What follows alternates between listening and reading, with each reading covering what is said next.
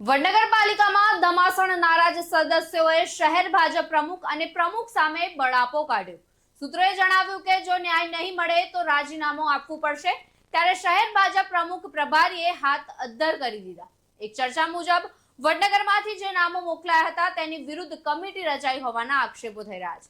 જો નામો નહીં બદલાય તો કોના ઈશારે બદલાયા એ જવાબ આપવા નગરસેવકોની માંગ છે. તો એક અગ્રણી શહેરમાં પોતાનો રોટલો શેકવા બધાને ગુમરાહ કરી રહી હોવાનો પણ આક્ષેપ થઈ રહ્યો છે. જો કે આ બાબતે ન તો શહેર ભાજપ પ્રમુખ બોલવા તૈયાર છે કે ન તો અન્ય અગ્રણીઓ. નારાજ સદસ્યો વડાપ્રધાન નરેન્દ્રભાઈ મોદીના માદરે વતનને લીધે બોલતા નથી, પણ સ્થાનિક અને જિલ્લાના અગ્રણીઓ અને ધારાસભ્યને પાઠ ભણાવશે રાજીનામા આપીને, જેવું પણ સૂત્રો દ્વારા જાણવા મળી રહ્યું છે.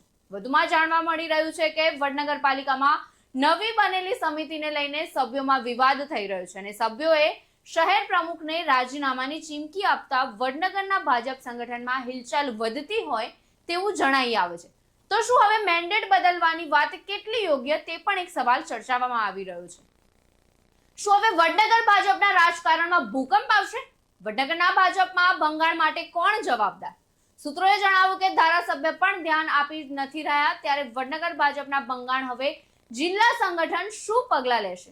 વડનગરનો સંકલ્પ એક વડનગર શ્રેષ્ઠ વડનગરની વાતો ભાજપમાં જ પોકળ સાબિત થઈ રહી હોય તેવું જણાઈ આવે છે. વસીમ મંસૂરી સાથે ચક્રવાત ન્યૂઝ, વડનગર.